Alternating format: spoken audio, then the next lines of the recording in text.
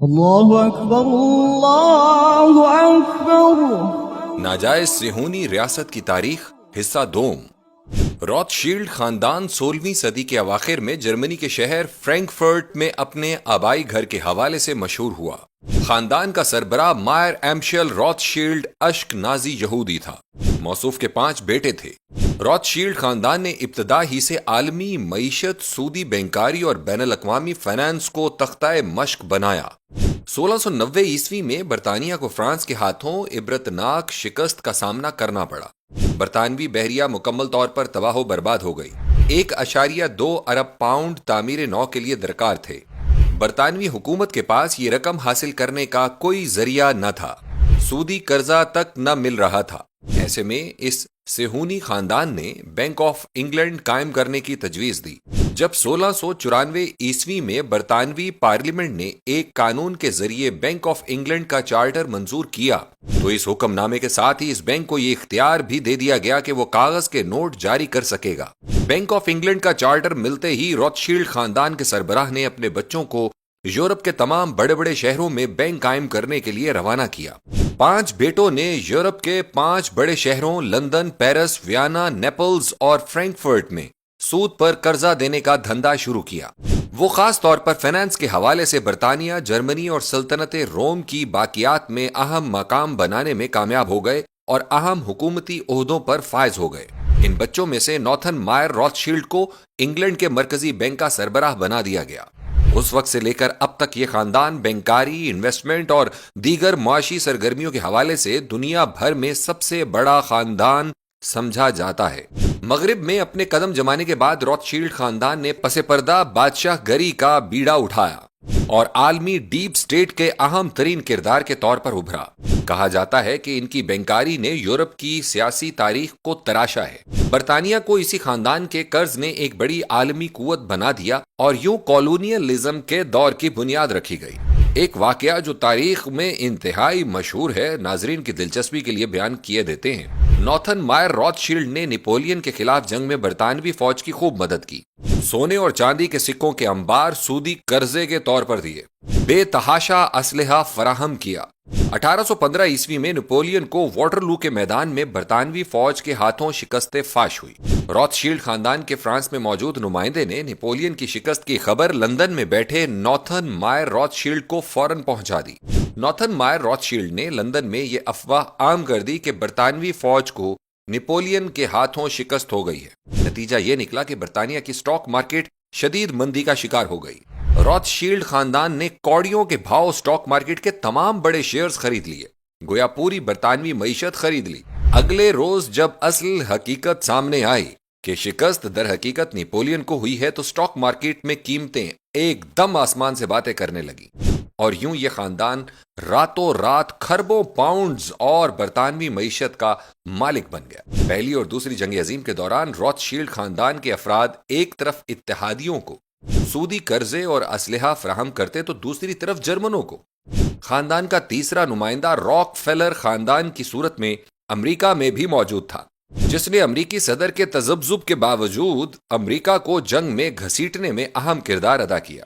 اس میں کوئی شک نہیں کہ ہر دور کا بڑا سرمایہ دار معیشت اور سیاست دونوں پر اثر رکھتا ہے، لیکن یاد رہے کہ اشک نازی یہودی ہونے کے ناطے روتھ شیلڈ خاندان کی مذہب یعنی یہودیت اور خاص طور پر ارض مقدس یعنی فلسطین سے خاص دلچسپی رہی ہے۔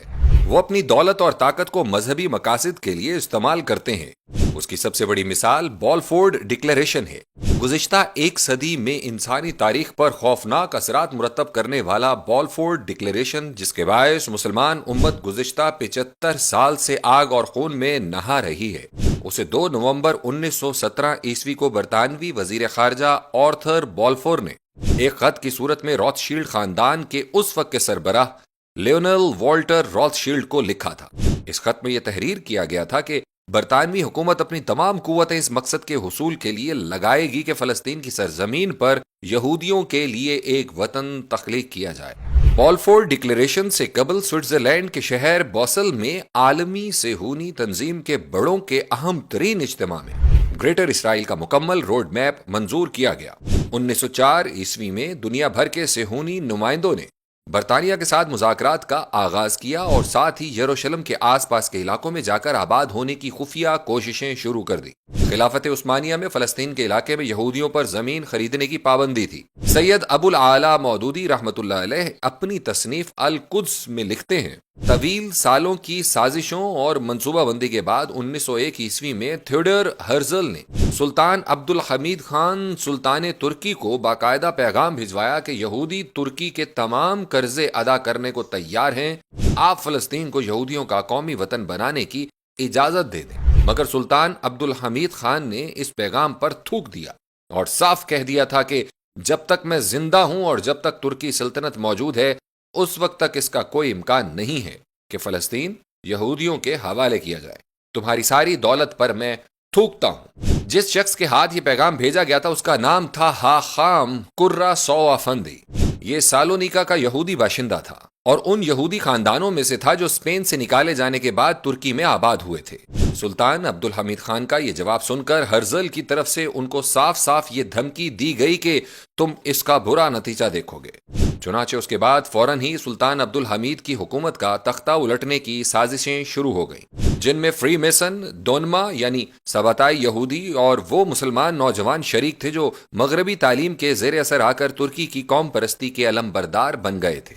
ان لوگوں نے ترک فوج میں اپنے اثرات پھیلائے اور 7 سال کے اندر ان کی سازشیں پختہ ہو کر اس منزل پر پہنچ گئیں کہ سلطان عبد الحمید کو معزول کر دیں۔ اس موقع پر جو انتہائی عبرتناک واقعہ پیش آیا وہ یہ تھا کہ 1908 عیسوی میں جو 3 آدمی سلطان کی معزولی کا پروانہ لے کر ان کے پاس گئے تھے ان میں 2 ترک تھے اور تیسرا وہی حاخام قرہ سو افندی تھا جس کے ہاتھ ہرزل نے فلسطین کو یہودیوں کے حوالے کرنے کا مطالبہ سلطان کے پاس بھیجا تھا۔ روتھ شیلڈ کے شاطرانہ ذہن نے ایک خفیہ ترکیب سوچی اور اس نے اس پر عمل درآمد شروع کر دیا۔ 1909 عیسوی میں روتھ شیلڈ دنیا بھر سے 60 یہودی سرمایہ داروں کو لے کر خلافت عثمانیہ کے علاقے یروشلم سے تقریباً 60 کلومیٹر دور پہنچا اور تل ابیب شہر کو بسایا جو آج ناجائز صہیونی ریاست اسرائیل کا دارالحکومت ہے۔ صہیونیوں نے 1917 عیسوی سے 1948 عیسوی تک دہشت گردی اور دھونس سے فلسطینیوں کے علاقے چھینے۔ تل ابیب کی سب سے بڑی قدیم سڑک کا نام روتھ شیلڈ بلیورڈ ہے۔ اسی سڑک پر موجود ایک ہال میں 14 مئی 1948 عیسوی کو اسرائیل کی آزادی کا اعلامیہ پڑھا گیا اور اس پر دستخط ہوئے۔ اسے اپنی لونڈی اقوام متحدہ سے تسلیم کروایا گیا۔ روتھ شیلڈ کے ہمراہ آنے والے 60 خاندان اسی سڑک اور صہیونیت کے بانی تھیوڈور ہرزل کے نام والی سڑک پر آباد ہیں۔ حقیقت یہ ہے کہ روتھ شیلڈ خاندان نے صہیونیت کے فروغ اور صہیونی عزائم کے راستے میں رکاوٹیں دور کرنے کا بیڑا اٹھائے رکھا۔ دنیا بھر کے مالدار صہیونیوں نے مغربی ممالک کے سرمایہ اور سیاست پر بتدریج قبضہ جما لیا۔ حقیقت یہ ہے کہ اسرائیل کی 5 صدی کی تاریخ فلسطینی مسلمانوں کے قتل عام، نسل کشی اور درندگی و بہیمیت سے بھری پڑی ہے۔ دنیا بھر سے صہیونی آبادکاروں کو لا کر اور فلسطینیوں کی بستیوں کو مسمار کر کے یہودی آبادکاری کا وہ سلسلہ جس کا آغاز 1948 عیسوی کے نکبہ سے کیا گیا تھا آج تک جاری ہے۔ 1967 عیسوی میں شام، اردن اور مصر کے علاقے چھینے اور مشرقی یروشلم و مغربی کنارے پر قبضہ جمایا۔ 1947 عیسوی میں ارض فلسطین کے 7% رقبے پر یہودی قابض تھے اور آج 80% سے زیادہ پر قابض ہیں۔ 1982 عیسوی میں لبنان کے صبرا اور شاتیلا کے کیمپوں میں 3 دن تک سابق اسرائیلی وزیر اعظم ایریل شیرون کی سرکردگی میں ہر رات 3000 بچوں کو شہید کیا گیا۔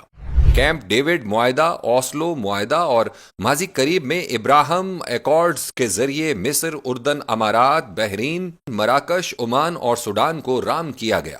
پھر یہ کہ اسرائیل اور سعودی عرب کے مابین تعلقات کے قیام پر تیزی سے کام آگے بڑھ رہا تھا۔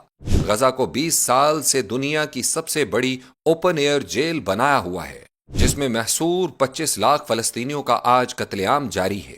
مغربی کنارے اور دیگر فلسطینی علاقوں میں ہر سال سینکڑوں فلسطینیوں کو شہید کر دیا جاتا ہے۔